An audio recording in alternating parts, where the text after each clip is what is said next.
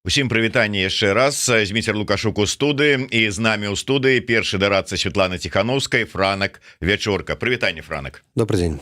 Франак, вельмі шмат пытанняў, як звычайна назапасілася да вас асабіста, да офіса, да дэмакратычных сіл, да ўсяго. В прынцыпе, як там у мяне, калі там бывае хто з Украіны, я кажу, вы адказны за ўсё, што там адбываецца ў дачыненні беларусаў за Украіне, а вы за ўсе дэмакратычныя сілы. Але Франак, больш за ўсё апошнім часам цікавасці дзесьці нават такога імпэту у супольнасці надала прысутнасць Святланы Ціханаўскай на сустрэчы Вялікай сямёркі. Безумоўна, вельмі так пафасна, прэстыжна, але якія вынікі? Вот калі рэальна ацэньваць вынікі, што дала гэтая сустрэча? Беларусь з'явілася ў фінальным камюніке, з'явілася згадка і палітвязняў, і саўдзел у рэжыму вайне, заклік да падтрымкі грамадзянскай супольнасці і медыяў. Гэта не часта адбываецца. Такое было пасля захопу самалёту Ryanair, а тут па яе просьбе потым пралабіраваў таксама міністр замежных справаў Італіі Таяні, каб гэта было згадана нароўні з Украінай. Ну, канешне, асноўная частка гэтага камюніке была менавіта пра Украіну. Ну і плюс асобныя размовы з кожнай краінай. Там з БРБО гаварылі пра падтрымку праграм рэабілітацыі, таму што зараз у сувязі з скарачэннямі і крызісам з федэральным бюджэтам у Германіі там скараціліся многія беларускія рэчы таксама, і трэба было трошки нагадаць пра тое, што для нас это важна і чаму. З Блінкіным кожная сустрэча мае значэнне, асабліва цяпер перад выбарамі ў ЗША, калі беларускае пытанне будзе натуральным чынам адыходзіць на другі, трэці, пяты план. І цэлым для медыяў таксама, я думаю, важна, што Беларусь прагучала. Наша задача, каб просто спрымалі Беларусь як частку ўраўнання рэгіянальнага, тому што вельмі часта яно выпадае. Все гавораць пра Украіну, гавораць пра Ізраіль, Хамас, Іран, а Беларусь нібыта ўжо такая забываецца. Так? І чым далей ад Беларусі, тым менш разумення важнасці Беларусі і для вайны, і для рэгіянальнай бяспекі ў тым ліку. І такая сустрэча нам дапамагае нам вярнуцца. Я не скажу, што это будзе доўгая увага да Беларусі, як праходзіць пару тыдняў і ўсё вяртаецца да звычайных топавых тэмаў. Але нейкія практычныя пытанні можна павырашаць. Адразу ёсць тут у працяг некалькі пытанняў. Скажуць, добра, узнялі тэму Беларусі зноўку на вось такім высокім узроўні. А што гэта дае рэальна, канкрэтна шараговым беларусам? І нават, конечно, усе беларусы роўныя, але можа быць тут за мяжой беларусам у пэўным сэнсе прасцей, а вот для беларусаў у Беларусі што гэта дае? У першую чаргу трэба думаць, што магло бы быць, калі б не было гэтай увагі да Беларусі. Калі б нас адразу запісалі ў кошык з расейцамі як суагрэсара, паставілі б жалезны мур, увялі б тыя самыя абмежаванні да беларусаў, як і да расейцаў. Калі браць унутры краіны, то стаўленне да беларусаў адрозніваецца, чым стаўленне да расейцаў. Беларусы ўсё яшчэ могуць расплачвацца банкаўскімі карткамі, віза і мастеркард, маюць доступы да сацыяльных сетак, многія кампаніі працягваюць працу ў Беларусі. Візаў выдаецца ў Беларусі нашмат больш, чым выдаецца, напрыклад, расейцам. І гэта таксама вынік працы. Калі казаць пра мяжу, то, канешне, закрываюцца памежныя пераходы, але рух памежны ён працягваецца, пасажырскі. А яшчэ я памятаю год-паўтара таму назад, у першы год вайны паўнамаштабнай, тады быў план, у прынцыпе, спыніць пасажырскі рух, заблакаваць, все, жалезная заслона, вы суагрэсары. Гэта не адбылося, і нам трэба працягваць гэтую лінію весці, гэта адрозненне рэжым і людзі, адрозненне беларусы і расейцы. Я не кажу, што заўжды, што мы вырашылі гэтыя праблемы раз і назаўжды. Яны будуць з'яўляцца перыядычна, таму што пра Беларусь, калі там у Польшчы, ў Літве больш-менш ведаюць, што мы робім, што адбываецца, то калі там прыязджаеш у Гішпанію, Італію, Францыю, пра Беларусь чуюць у асноўным як краіну, адкуль запускаліся ракеты, якая падтрымлівае тыранічны рэжым Пуціна. І вот это з'яўленне на гэтых сустрэчах Ціханаўскай паказвае, аказваецца, яшчэ Беларусь, якая змагаецца. Гэта не так відавочна.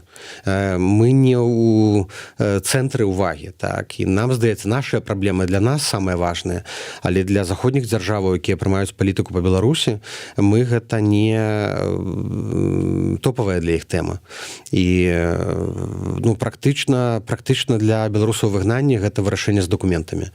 І, в прынцыпе, ўжо ёсць 8 краінаў, якія разрулілі тэму з пашпартамі замежнікаў, выдалі інструкцыі, многія пачалі... У Польшчы зараз пачалі выдаваць больш прытулкаў палітычных, таксама для беларусаў, якія тут знаходзяцца. Ну, я лічу, што таксама вынік працы ўсёй дэмакратычнай супольнасці, не толькі ціханаўскай. Усе над гэтым працавалі, і дыяспары, і беларускія арганізацыі тут у Польшчы. Гэта добра.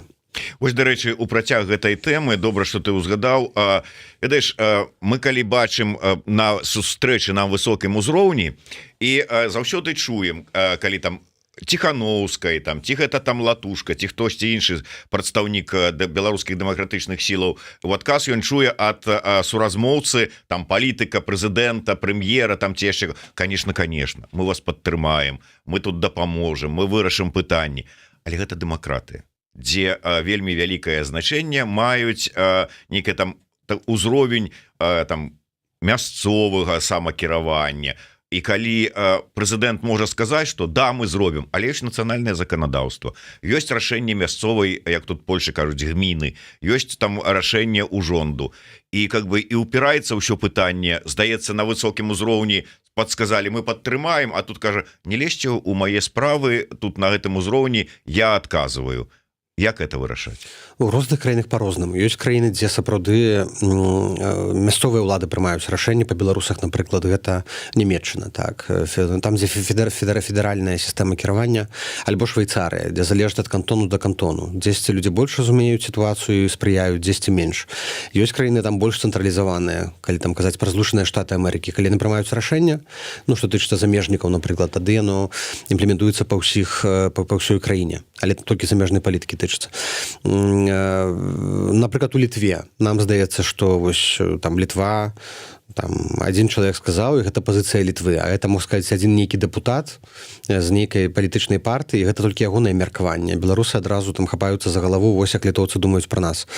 Таму нам трэба зразумець, што дэмакраты ў цэлым яны працуюць інакш, чым аўтарытарныя рэжымы, дзе як лукашэнкаўскі, напрыклад, дзе сказала нешта там прадстаўніца рэжыму, сістэмы. Вот, значит, это афіцыйная пазіцыя. У дэмакратычных краінах кожны мае сваё меркаванне.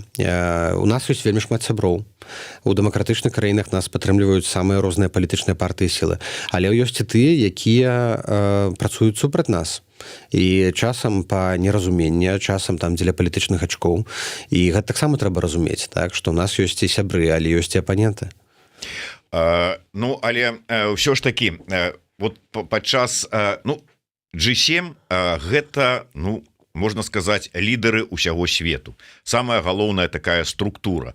Ну, вот здавалася, можна там дамовіцца на падтрымку, нават асобна з ЗША, з прэзідэнтам там ЗША пагаварыць, і вот падтрымка. А тут цэлая G7. Яны вот сваім рашэннем, таким калектыўнага захада, якім чынам могуць паспрыяць нашим надзеям, планам па змене сітуацыі ў Беларусі? Як можа быць шляхам па ўзмацнення ціска на рэжымы на Лукашэнку, так і можа быць другі бок, калі шмат жа ж кажуць пра тое, што трэба змяняць стратэгію дэмсілам, трэба ад заклікаў да пашырэння санкцыю пераходзіць наадварот, там да схілення захаду да перамоваў з Лукашэнкам, каб праз зняццё санкцыі вызваляць палітвязняў. Вот магчыма такое ці не? Скажем, вот сустракаецца Светлана Ціхановская з лідарамі Вялікай сямёркі і кажа: так, хлопцы, дзяўчаты, давайте дамовімся, выпрацуем такую стратэгію і будем, умоўна кажучы, дамаўляцца з Лукашэнкам і праз зняццё санкцый вызваляць палітвязняў і змяняць, як бы там, рэжым змяняць паступова. Ну, калі казаць пра G7, выпрацоўваюць нейкія базавыя прынцыпы палітыкі, але ўсё роўна потым кожная краіна сама прымае рашэнне, да якіх санкцыяў далучаецца, якую дапамогу аказвае Беларусі, ці ўзбуджае справы супраць Лукашэнкі. Ці могуць яны зараз там дамаўляцца з рэжымам? Ну, беларускую тэму зараз цяжка вывесці там за межы гэта ваеннага, рэгіянальнага кантэксту. Лукашэнкаўскі рэжым стаў саўдзельнікам у вайне. на наших межах адбываецца вайна, забіваюць людзей, і для захаду, для свету, для G7 падтрымка Украіны і перамога Украіны мае вельмі вялікае значэнне. І просто там цалкам аддзяліць там тэму Беларусі, давайте зараз будзем зробім выгляд, што няма вайны, і пачнем зараз там размовы з Лукашэнкам там і business as usual, там як до 22-го ці нават до 20-го года, такое цяжка сабе ўявіць. Зусім іншая рэальнасць цяпер. Але, напрыклад, кропкава вырашаць нейкія праблемы, там дабівацца вызвалення там тых, хто інкамунікада, там Пачобут, Бабарыка, Ціхановскі, Калеснікава, ставіць іхнія пытанні асабіста там. Гэта могуць. Ну, вот Польша ставіць пытанне вельмі жорстка, это Пачобут, так, змяненне ўмоваў утрымання, ягонае вызваленне. Ну, адбылася гэтая сустрэча з Борыс, якую многія палічылі сігналам, я не памятаю, што это сігнал. Это, вядома, добра, што далі сустрэчу з Борыс, але дагэтуль сям'я не можа пабачыць Пачобута. Таму яны могуць уводзіць санкцыі.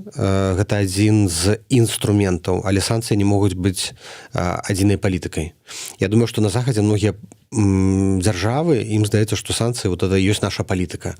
Не, санкцыі яны не вырашаюць, яны не скідаюць рэжыму самі па сабе. Яны працуюць толькі ў камбінацыі з іншымі інструментамі. І мы тады кажам, што з аднаго боку, калі вы вводзіце санкцыі, ізалюеце рэжым Лукашэнкі. Але вельмі важна падтрымліваць тых, хто з гэтым рэжымам змагаецца, хто яго аслабляе знутры. Гэта дэмакратычны рух, гэта нашыя рэпрэсаваныя, гэта незалежныя медыі.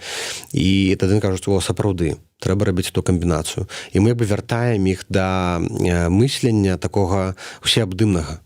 Не просто там давайте новы пакет санкцыяў вядзем і, можа быць, рэжым калі-небудзь рухне, а давайте працаваць сістэмна. І гэта і ёсць стратэгія. Цэласная, у якой ёсць шмат інструментаў, некаторыя з іх больш эфектыўныя, некаторыя менш. Да нейкіх крокаў там супермоцных, напрыклад, там спыніць цалкам транзіт праз беларуска-еўрапейскую мяжу, ну, не гатовыя. Яны на гэта не гатовыя, таму што там на гэтым завязаны... А вы гатовыя да гэтага заклікаць? Да спынення транзіту, прямое вызвалення палітвязняў. Ну вот зараз жа ж ладзяцца ў Варшаве акцыі за тое, каб перакрыць для грузавых менавіта перавозак беларуска-польскую мяжу. Тут інтарэсы Китая закранутыя. З Кітаем яны сварыцца не гатовыя, але выстаўленне такого ультыматуму вельмі нам дапамагло. Мы пра гэта кажам. У першую чаргу хаця бы спыніць транзіт пад любыя санкцыйныя тавары альбо тавары з падсанкцыйных групаў з Беларусі і Расіі. Яны, ў прынцыпе, нават гэта не могуць зрабіць, это бы закрыла вялікую частку лазеек. Яны прымаюць кропкава нейкае заканадаўства, якое абмяжоўвае гэты гандаль, але яны не гатовыя да такого крока цалкам спыніць. Таму што тут будуць закранутыя інтарэсы краінаў Усходняй Азіі, Кітая і ваколіцаў. І мы падымалі гэтае пытанне, будзем яго падымаць у любым разе. Нават сам заклік да такой меры ён бы мог спрацаваць, таму што Лукашенко баіцца за мяжу, і ён зарабляе шмат з гандлю, і спыненне гэта транзіту ударыла па ім. Я б хацеў яшчэ закрануць на некалькі пытанняў такіх. Падчас сустрэчы, здаецца, са спікерамі парламентаў еўразвязу Ціхановская сказала такую фразу: дэмакраты павінны паказаць зубы свае. Гэта датычыцца менавіта сітуацыі, да прыкладу, ва ўкраіне ці Беларусі таксама, і якім чынам у дачыненні да Беларусі заходнія дэмакраты могуць паказаць зубы? Ну, там такое адчуванне, што заходнія дэмакраты, яны знаходзяцца ў такім рэжыме абароны, што мы абараняемся ад дэзінфармацыі, ад дыктатараў, ад міграцыйнага крызісу, ад Пуціна. Што прапановвае Ціхановская, гэта не думаць у рэжыме вось гэтай ахвяры і таго, каго атакуюць, а ў рэжыме контрнаступу. Што мы можам зрабіць, каб пераламіць сітуацыю, каб дыктатары мусілі абараняцца. Таму што зараз то ўсё выглядае як пастаянная рэакцыйная палітыка. Дыктатары нешта робяць, а Захад рэагуе. А павінна быць наадварот. Захад робіць, і дыктатары вымушаны рэагаваць. І я думаю, што ты заклік быў добра зрэзанаваў, да Святланы Ціхановскай потым падыходзілі і там спікеры чэшскага парламенту, нямецка, армянска, малдоўска, і казалі, што да падпісваюцца пад кожным словам. Я думаю, што гэты заклік важна ім чуць ад чалавека, які знаходзіцца на вот у сітуацыі Святланы Ціханаўскай, якая знаходзіцца менавіта пад ударам, краіны, якой знаходзіцца пад ударам Беларусь. Я думаю, што яе выступ у прынцыпе на гэтай сустрэчы спікераў быў такім цэнтральным, самым эмацыйным і найбольш своечасовым. Іншыя расказвалі пра тое, што яны робяць там для падтрымкі Украіны, там для дапамогі Ізраілю, а Ціханаўская як бы вярнула да такой не тэарэтычнай, а практычнай рэальнасці. А таксама вярнула адчуванне тэрміновасці. Бо калі ты сядзіш там на Мальёрцы ў гэтым замку сярэднявечным з гэтымі 30 спікерамі, няма вот гэтага, там губляецца та адчуванне драматычнасці, катастрафічнасці. Ты не бачыш, што адчуваюць украінцы там у акопах, якіх абстрэльваюць дронамі кожны дзень. Ты не адчуваеш, што адчуваюць сем'і палітвязняў, якія знаходзяцца ў турмах. Ну, яно неяк размываецца, гэтая вастрыня. Тут нават там у Польшчы ці ў Літве гэта адчуваецца нашмат болей. А чым далей на захад, тым это адчуваецца менш. А тут прыязджае там Ціханаўская, Малдова таксама добра, і Арменія. І яны вяртаюць, і Украіна, само сабой, выступаў Стафанчук. Вот яны тую вастрыню сваімі выступе надаюць. Я думаю, таму Святлану Ціханаўскую такі высокі статус далі. У прынцыпе, вельмі рэдка бывае, калі садзяць Ціханаўскую нароўні з першымі, другімі асобамі за адзін стол, так? Бо это такі элемент прызнання па пратаколе. І ў цэлым я хочу сказаць, што вот у гэтым годзе мы бачым, што ўзровень сустрэч, ўзровень прыёму нават вышэйшы, чым быў там у 21 годзе для Ціханаўскай. Таму, я думаю, для дэмакратычных сілаў гэта вялікае дасягненне, то бок не спадае ўзровень, але агульная ўвага, магчыма, да Беларусі, яна не такая, як бы нам хацелася. Ну і такі ўзровень, Маёркі, там замкі, сустрэчы, ўсё астатняе. А з Маёркі ў Варшаву ляцеў візэйрам у нейкім там самым апошнім шэрагу каля туалета. Ну як так? Ну, як-то так усе лётаюць. Ну, а што рабіць? Тут усе лётаюць і нармальна. І украінцы таксама. Мы ж вось часта там з украінцамі лецім, з міністрам Кулебай ляцелі на самалёце. Усе як звычайныя людзі, што Ціханаўская, што Кулеба, там, эканом-класам, каля туалета, нейкія мінакі падыходзяць, там, хтосьці селфіцца хоча, пагаварыць хоча. Звычайная справа. Але цікава, што ў самалётах можна з цікавымі людзьмі таксама паразмаўляць. З кім паразмаўляў гэтым разам? Я гэтым разам ні з кім не размаўляў, сядзеў, рыхтаваўся да сённяшняга дня. У Варшаве сёння шмат сустрэчаў, таксама і ў МЗСе, і там і пра справы, і так у тым ліку па справах Белсату, каб дапамагчы там Белсату гэты год пражыць. Ну і МЗС зараз рыхтуюцца да экспозе міністра Сікорска, якой заўтра адбудзецца перад Сеймам польскім. І мы не ведаем зместу, але вельмі хацелася, каб там прагучала ў прыярытэтах і Беларусь. Дарэчы, пра уплыў і пра сейм, але пра літоўскі. Вот я разумею, што неяк можа быць складана даказваць, даводзіць беларускія праблемы краінам далёкім, якія недзе вот там, яны, можа, слаба ведаюць, і вот тлумачыць, чаму беларусам дапамагчы трэба, там ці нейкія там уводзіць нейкія змены і нормы, складана. Літва. Здаецца, офіс там знаходзіцца. Уж каму-каму о Літве добра вядомая і сітуацыя ў Беларусі, і з беларусамі, і ўсё астатняе. І ў той жа час вось ізноўку гэтая сітуацыя з пазбаўленнем ВНЖ за нібыта частыя там пераезды ў Беларусь. Вот як так атрымліваецца? Гэта атрымліваецца, што ну нейкі ўжо знізіўся ўзровень, так сказаць, прыслухоўвання да таго, што кажа офіс па беларускім пытанні ў Літве. Не, я думаю, што вайна, яна памяняла. Падчас вайны слухаюць не дыпламатаў, там ці такіх палітыкаў, замежных палітыкаў па замежных справах спецыялістаў, а слухаюць ваенных і спецслужбы. А для ваенных і спецслужбы самае важнае гэта бяспека. А для Літвы галоўная пагроза ідзе менавіта з тэрыторыі Беларусі, з якой у нас вялізная мяжа. І іхні голас найбольш чутны. Яны з'яўляюцца ініцыятарамі гэтых законаў па абмежаваннях руху трансгранічна, па абмежаванню там ВНЖ, візаў. І таму сталі вось гэтыя дыскусіі ў літоўскім сеймасе, але не толькі, з'яўляцца ўсё часцей.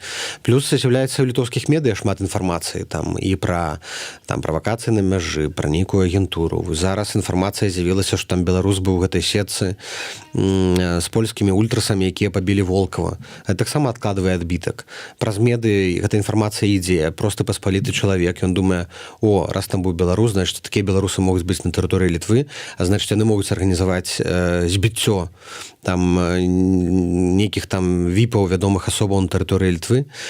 Таму тут гэта хутчэй мае эмацыйны, эмацыйны фон, але ёсць і справядлівыя таксама абрунтаванне. Таксама ёсць, калі людзі бачаць, што вось там нейкія машыны, дарагія машыны на беларускіх нумарах ездзяць праз мяжу там рэгулярна, там люксавыя машыны, і яўна, што это не нейкія там актывісты, якія ўцякаюць ад рэпрэсіяў.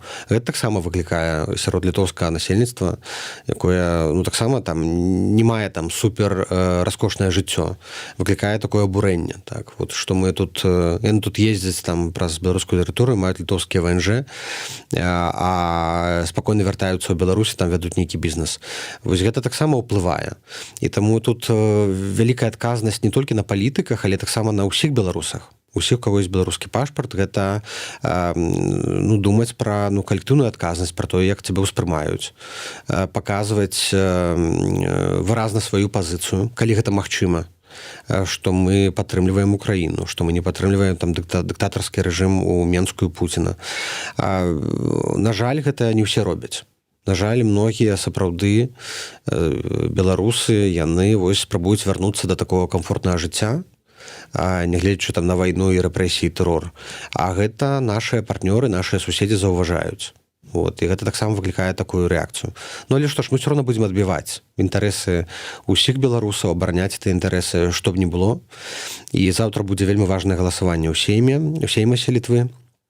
Ключавое галасаванне, таму што тое, што было ўчора, гэта толькі галасаванне па праектах. А вот заўтра, калі гэтае галасаванне, калі абмежаванні на паездкі ў Беларусь не пройдуць, тады да гэтага пытання яшчэ доўга не вернуцца. Але мне няма 100% пэўнасці, што не пройдзе. Мы зараз размаўляем з дэпутатамі ўсімі. Ёсць у вас магчымасць давесці сваю пазіцыю? Умоўна кажучы, лабісты беларускіх інтарэсаў у літоўскім сеймісе ёсць? Ёсць. Я думаю, што ўрад нас падтрымлівае, міністэр замежных справаў падтрымлівае, там правячая кааліцыя, там лібералы, кансерватары збольшага падтрымліваюць. У апазіцыі таксама, я думаю, што і вялікая частка там партыі працоўнай там Мазуроніса падтрымлівае, і у сацыял-дэмакратах ёсць тыя, хто падтрымліваюць. То бок у нас ёсць вельмі шмат саюзнікаў, але ёсць тыя, хто вось бачыць вот ва ўраўнанні беларусаў і расейцаў, бачаць правільны падыход. Што трэба рабіць? Ты проста бярэш тэлефон, звоніш, размаўляеш, тлумачыш сваю пазіцыю, і гэтым мы займаемся кожны тыдзень, так? Але і просьба таксама беларусаў, якія дзе б не знаходзіліся, таксама працаваць з палітыкамі. Таму што вельмі часта Ціхановская прыязджае ў некаторыя краіны, дзе ёсць беларуская дыяспара, а мясцовыя там палітыкі, нават якія займаюцца Беларусі, яны ніколі там не чулі пра яе, не ведаюць, чым яна займаецца, не бачаць нейкіх акцый і актыўнасці. І гэта таксама ўплывае на ўспрыманне беларусаў. Дарэчы, можа яна такая троху правакацыйная, троху маргінальная, можа, я не ведаю, як там опісаць, але з'явілася у Літве нават петыцыя за тое, каб офіс Святланы Ціхановскай перасталі падтрымліваць літоўскія улады. А можа, сапраўды прыйшоў час там взять ды перабазіравацца, пераехаць у Варшаву, да прыкладу? Часцей на эфір будзеш прыходзіць? Не, я думаю, што трэба заставацца ў Літве, якая ласкава прыняла, якая падтрымлівае. І не трэба драматызаваць. Усё роўна Літва каласальную падтрымку аказвае беларускаму грамадству і выдае вялізную колькасць ВНЖ. Мы, на жаль, фокусуемся на тым, каму вельмі часта каму не далі, каму адмовілі вось на лічбах. Але калі браць працэнт, то, вядома, абсалютная бальшыня там заявак пацвярджаецца, і сотні кампаніяў працягваюць працу, і дзесяткі медыяў і арганізацыяў там таксама працуюць у Літве. Няма тут, я не бачу ніякага ні сэнсу, ні логікі ў тым, каб пераязджаць. Вось тут тая там структура, экасістэма, якая ўтварылася сярод беларусаў выгнання, калі ёсць там у Літве там офіс Ціхановскай, у Варшаве прадстаўнікі кабінету ў асноўным па ўсёй Еўропе і свеце, там народныя амбасады ці актыўныя дыяспаральныя групы, яна сябе апраўдала. Гэтая структура. Яе трэба проста пашыраць, развіваць, узмацняць сваю прысутнасць. Дзесьці адкрытыя офісы дэмакратычных сіл, так, у Кіеве, Таліне, Празе і Брусэле. Але, можа быць, іх павінна быць болей. Тады будзе больш чуваць наш голас там у іншых краінах. Не хапае прысутнасці палітычнай у Грузіі са зразумелых прычынаў. Але там суперактыўная дыяспара, якая робіць вялікую работу, і спадзяемся, што удасца пераламіць сітуацыю. Пытанне ад вожыка патрыёта. Што дае мемарандум аб супрацы з еўрапарламентам? Чым гэта адрозніваецца ад існуючых фарматаў супрацы з Еўропай? Трымаем пальцы, каб ён быў падпісаны. Зараз ідуць фінальныя ўзгадненні фармулёвак. Такія мемарандумы ў еўрапарламента ёсць толькі з Малдовай і Украінай. З парламентамі Малдовы і Украіны больш ні з кім, таму гэта беспрэцэдэнтна. Такі мемарандум мы прапановалі ў 21 годзе.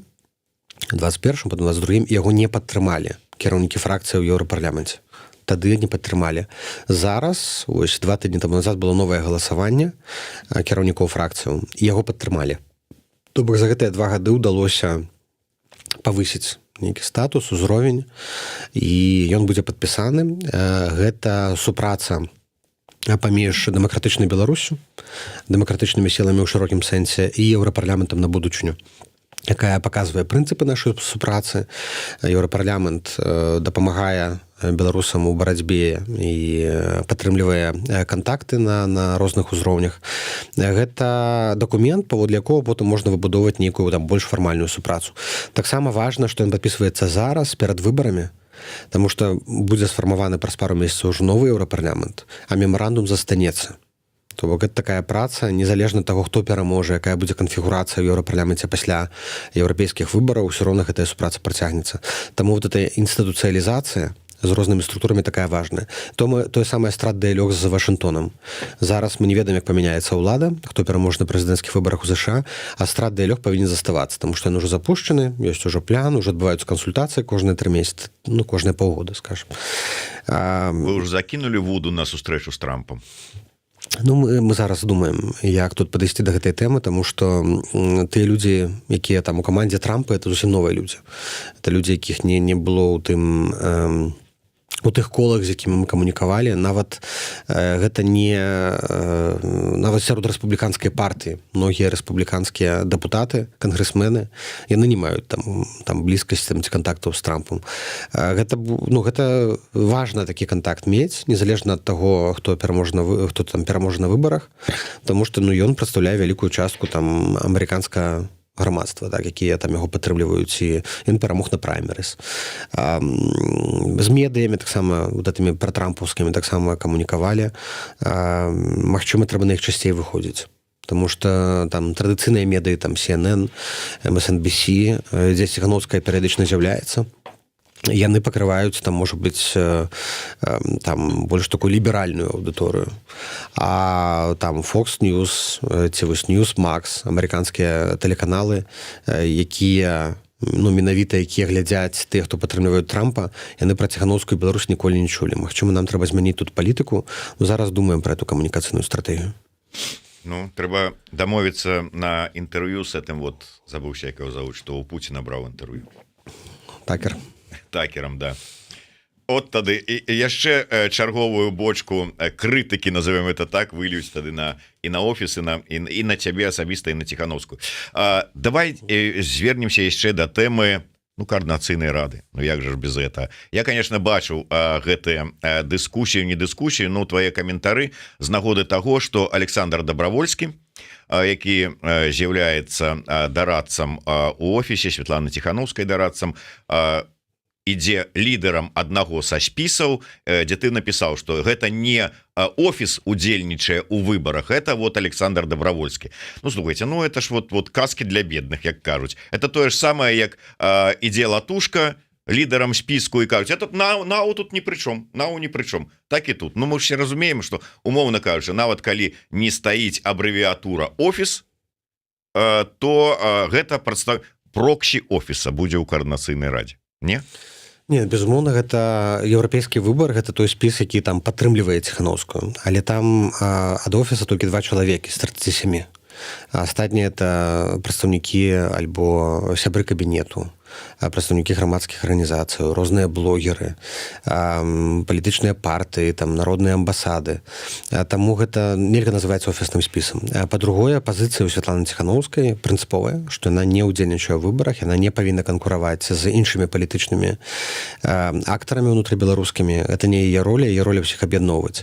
Яна вельмі выразна сказала, што офіс не павінен удзельнічаць і балатавацца, але яна не можа нікому забараніць. І ў выніку тыя, хто хацелі балатавацца ў каардынацыйную раду, там Стася Гліннік, Александр Добравольскі, з кабінета там Аліна Коўшык, Павел Латушка, з прадстаўнікоў замежных Віталій Малчанаў, Геннадзь Манько. Яны ўсе ў розных спісах. У розных спісах з рознымі арганізацыямі, не толькі ў спісе «Еўрапейскі выбар». Таму афіцыйна мы будзем трымаць аднолькавую дыстанцыю да ўсіх спісаў, будзем усіх падтрымліваць як офіс, і я думаю, Святлана Ціханаўская.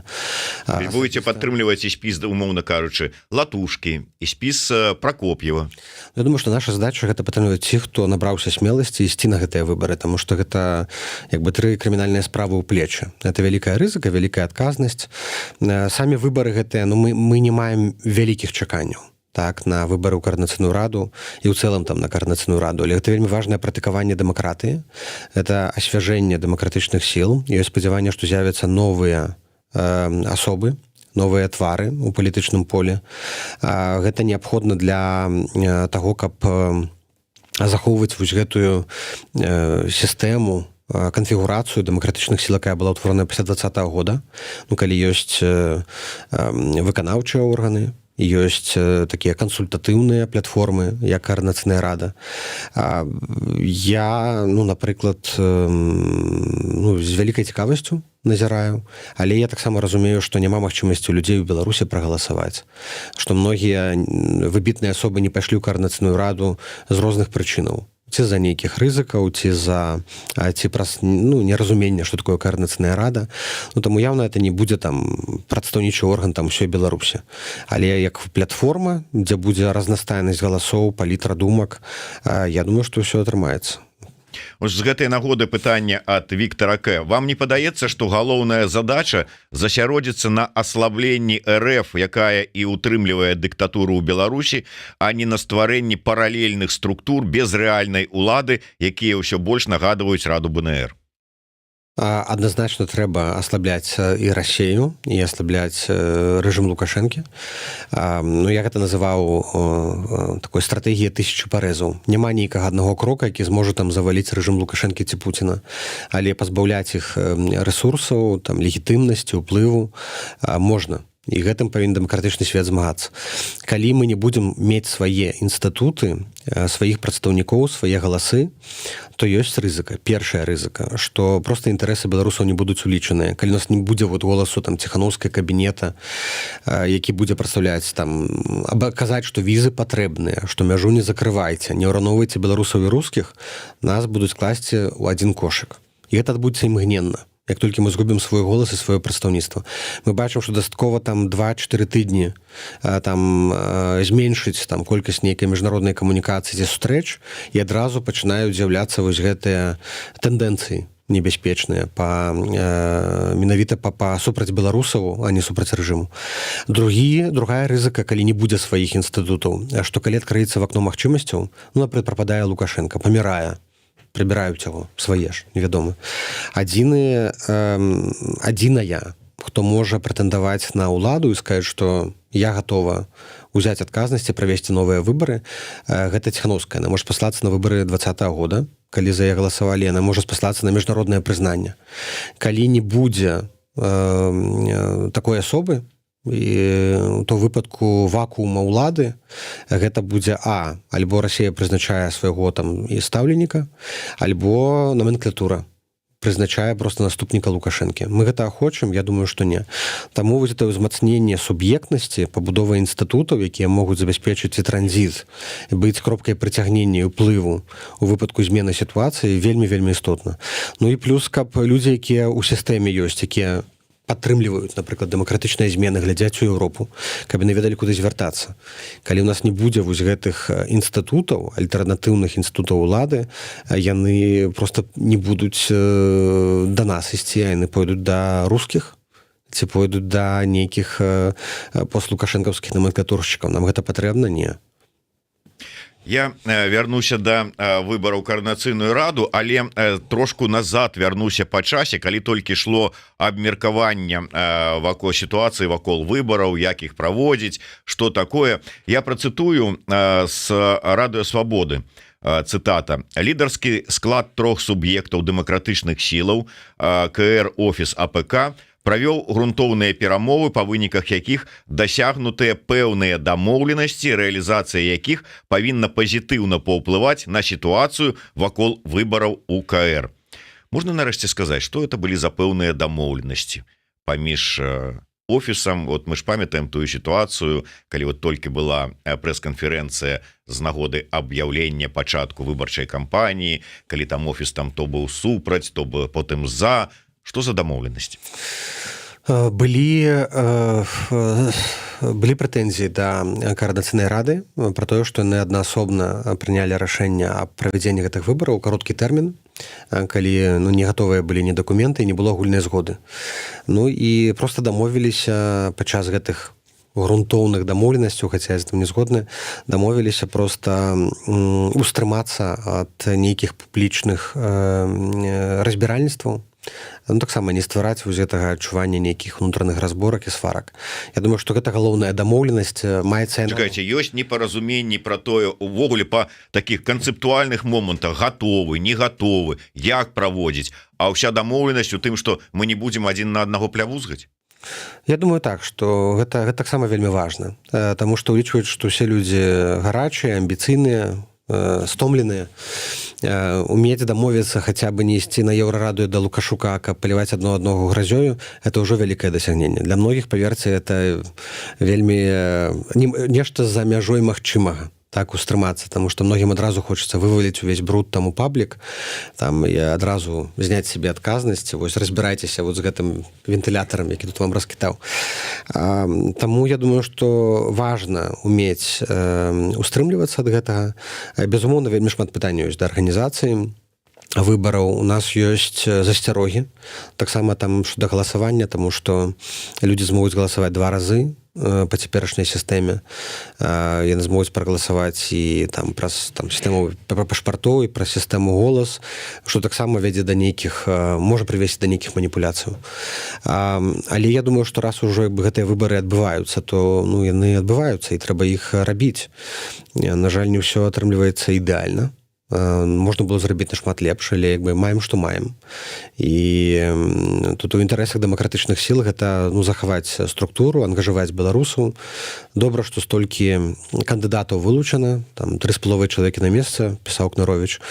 Гэта добра. Але магло быць, канешне, і лепш. Заўжды можа быць лепш, але мы працуем палітыка та мастацтва магчымае. Не падаецца вось дзіўным, я зараз, можа быць, нават ніяк да дарадцы, там першага там дарадцы і гэтак далей, просто чалавека, які добра ведае ўсе гэты палітыкум і палітычныя плыні. Не падаецца дзіўным, што у гэтым, вот, здаецца, протапарламенце ці квазіпарламенце, дзе павінна быць і апазіцыя, нікому ж не закрывалі шлях туды сапраўднай апазіцыі вось да офіса, да кабінета, да ўсіх астатніх структураў, тых, хто там рэзка крытыкаваў, выказваўся, не пайшлі. Ну, я бы так не сказаў, перш трэба паглядзець спісы, хто вылучыўся.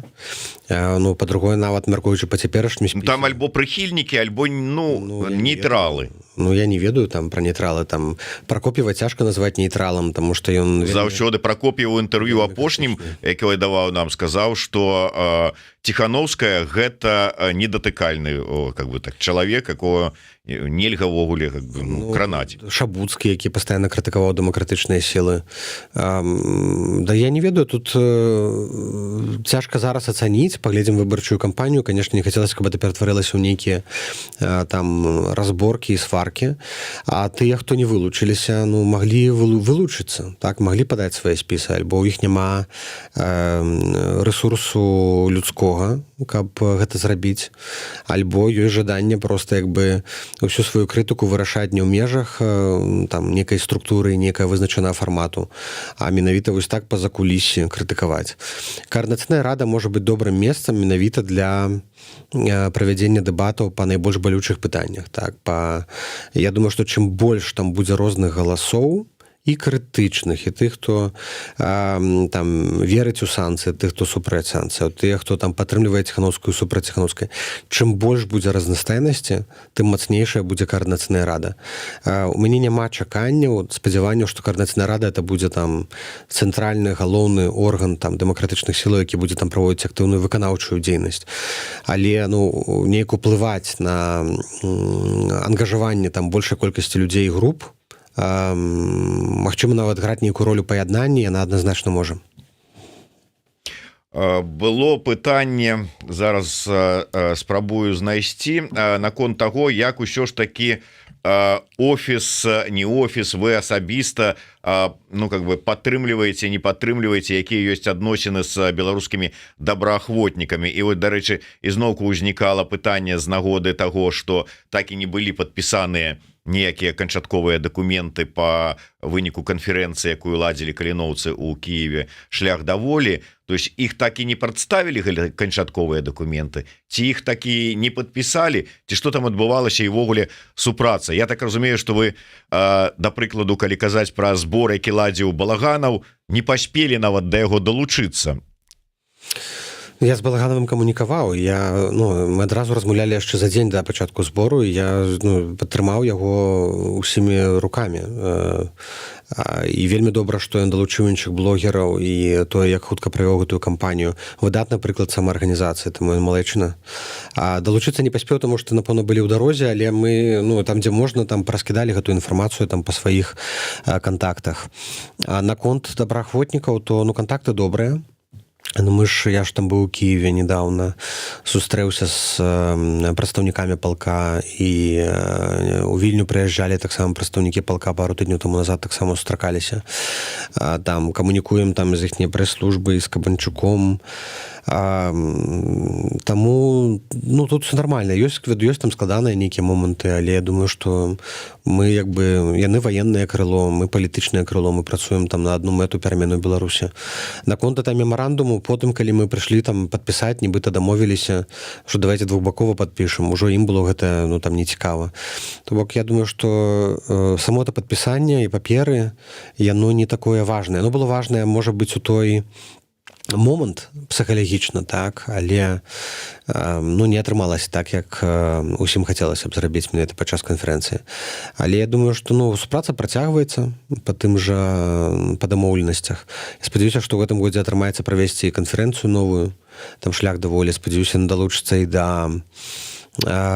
да канферэнцыі «Новая Беларусь» у жніўні, на пачатку жніўня, традыцыйная, такі вырашальна ключавая падзея. Іх ёсць, я разумею, што частка там некалькі з каліноўцаў удзельнічаюць і ў гэтым спісе «Воля». Я не ведаю, таксама не бачу спісу. Іх пакуль не паказвалі, прынамсі нам. Кабанчук лідары. У любым разе, гэта добры знак, таму што я, калі прыязджаў у Кіеў, яны казалі, што не будуць удзельнічаць у выбарах. І ў мяне было вялікае такое расчараванне, таму што якраз з ваярамі, не кажу толькі пра ПКК, проста з ваярамі, каардынацыйная рада была паўнейшая. Тады бы она забяспечвала ўвесь спектр і культурнікаў, і палітыкаў, і грамадскіх дзеячоў, і ваяроў.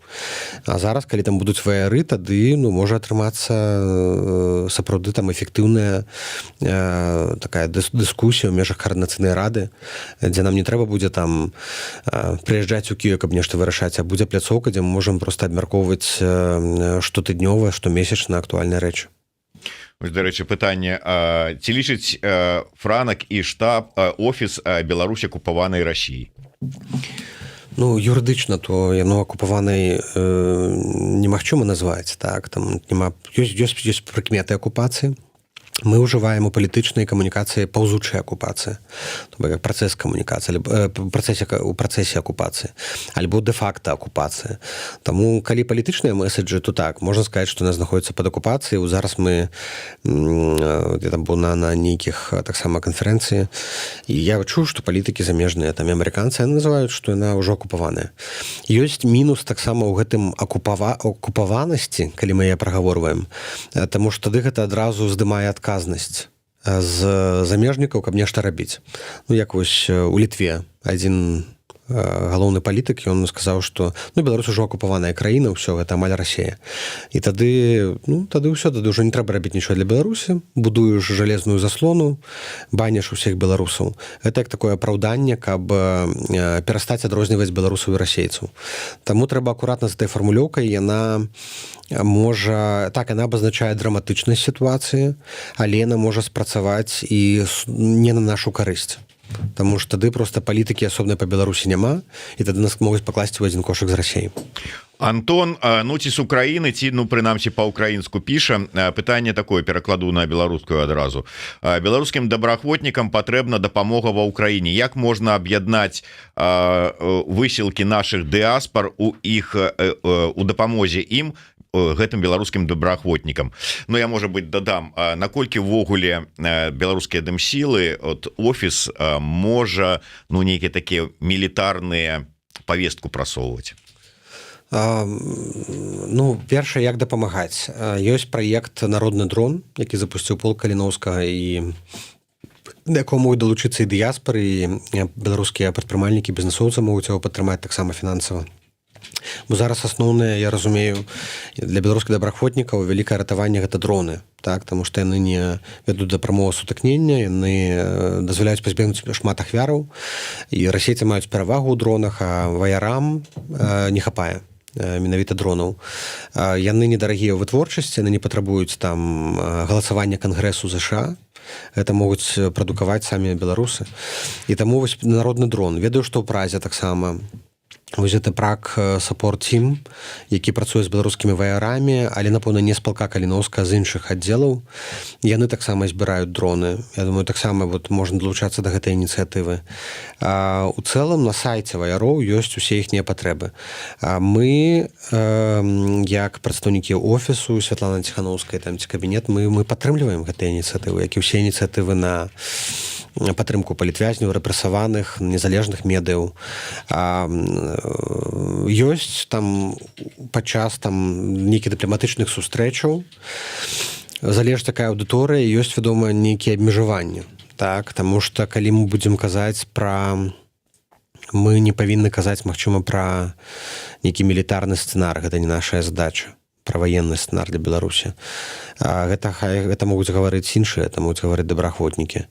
Але мы ў цэлым, што датычыцца падтрымкі ваяроў ва ўкраіне, мы гаворым гэта адкрыта і публічна. Так, на жаль, трэба нам завяршаць. І вось нарэшце, Франак, вот вы калі заўважылі, не заўважылі, ён увесь час сядзеў вот так вот, склаўшы рукі, хаваючы сваю руку, на якой гадзіннік носіць. А зараз вось паказаў. Пакажы, калі ласка, што ў цябе за гадзіннік? Гадзіннік Apple Watch, але мне такое адчуванне, што ён паламаўся, таму што пабіўся карці. А чаго ж ты свой не начапіў дарагі гадзіннік? А я ўжо яго аддаў на будучы аўкцыён. Ужо яго перадаў, чакае продажу. Спадзяюся, арганізуюць калегі. Таму што будзе аўкцыён, я спадзяюся, што будзе аўкцыён, дабрачынны на патрэбы палітвязняў, ці сем'яў палітвязняў, і я перадаў ім гэты гадзіннік, каб яны яго прадалі, але хочацца, каб яны, але не сказалі, што яны яго не прададуць задорага, таму хочацца заклікаць усіх беларусаў, якія хочуць падтрымаць палітвязняў, і калі будзе зроблены гэты аўкцыён, выкупіць гэты гадзіннік. Мне сказалі, што такі гадзіннік у Джеймса Бонда быў. Ось там. Ну вот, глядзіце, у Джеймса Бонда і Франака Вячоркі такі гадзіннік, ён павінен наадварот больш каштоўны быць. Плюс да ўсяго маглі яшчэ дамовіцца, каб, ну я не ведаю, на рамішку Ціханаўская пакінула аўтограф свой. Ну, не ведаю, ці трэба тут Ціханаўскі аўтограф пакідаць, але для таго, каб даражэй прадаць, каб больш грошай пайшло на падтрымку сем'яў палітвязням. Дзякуй за ідэю, падумаем, улічым, але абавязкова гэта зробім. Ну вось гэта было пытанне да тых, хто пытаўся, як там у Франыка гадзіннік. Ну вот бачыце, нема ўжо, не цісне руку і так. Ну а засталося адна толькі прэтэнзія. Ты застаешся яшчэ медыамагнатам? Ну інфапоінт, там рэсурсы, праз якія будзеш уплываць на сітуацыю, там фабрыка ботаў. Не, цікава, дарэчы, з Балаганавым была сітуацыя, што ён папрасіў таксама падтрымаць праз каналы, падтрымаць гэты збор. А я кажу, так я ўжо 1,5 года. У тым ліку пад вашым ціскам ўжо 1,5 года не маю ніякага дачынення там ні да інфапоінту, я нават не ведаю дакладна, хто там зараз рэдактары. Таму не з'яўляюся, з арганізацыі выйшаў, зараз цяжка, як і ўсім медыям, зараз цяжка тэлеграм-каналам, якія ўваходзілі ў інфапоінт. Але ну, на палітычным узроўні мы лабіюем, каб усе незалежныя медыі. Ну, Белсат зараз у першую чаргу прыярытэт, таму што вялікі. Але і іншыя таксама, каб яны мелі магчымасць функцыянаваць. Дзякуй вялікі. Ну што ж, куды далей рушыш з Варшавы? Што ў бліжэйшых планах, што такое вот можна анансаваць з значнага цікавага? Вяртаемся ў Вільню, заўтра галасаванне ў Сейме літоўскім па беларускім пытанні, таксама сустрэчы з беларускімі палітычнымі партыямі, моладзевымі арганізацыямі Святланы Ціханаўскай. Потым будзе Нарвегія, візіту ў Нарвегію, там працуем таксама над пакетам дапамогі для палітвязняў, на рэабілітацыю палітвязняў, не ведаю, ці атрымаецца, але актыўна лабіюем. Ну і потым будзе травень, там будзе вельмі шмат падзеяў. Ну, спрабуем адпрацаваць як след. Вот цікавая рэакцыя на твою інфармацыю наконт гадзінніка, як наконт таго, да якога было шмат прэтэнзій, так і наконт гэтага, які зламаўся ў цябе. Сярожа піша: а як можна прадаць падарунак дзеля зайздросных дурняў і клеветнікоў? Тацяна Лукашук піша: зря аддал часы, давай я тебе новое падару. Ну, я запытаўся у чалавека, ці не супраць, калі я перападару, так пагадзіўся, што добрая ідэя, калі это пойдзе на добрую справу. Дзякуй вялікі. Франак Вячорка, Зміцер Лукашук былі з вами ў эфіры. Слухайце, глядзіце, подписывайтеся, калі для вас гэта бяспечна, на тэлеграм-каналы офіса Святланы Ціханаўскай, коордынацыйнай рады, аб'яднанага пераходнага кабінета. Ну і Франака Вячоркі асабіста ў тэлеграм-канале таксама ёсць свой такі вось канал, можна падпісацца. Піша не часта, на жаль, але тым не менш няма часу, але знаходзіць часам час, вывучайце за тавталогію, каб чытаць каментары ў Фейсбуку і адказваць на іх, што таксама паказвае блізкасць да народа, што ли, не адарваўся, не забранзавеў яшчэ. Не забранзавеў, але не паспяваю на ўсё чытаць, адказваць, але удзячны ўсім, хто дае парады, крытыкуе. Дзякую ўсім за ідэі, і зараз вельмі важна нейкія крэатыўныя новыя падыходы пашукаць. Дзякую яшчэ раз, вялікі Франак. Подписывайтеся на YouTube канал Еврорадыо, слухайце, глядзіце, задавайце пытанні, расширвайце. Жыве Беларусь.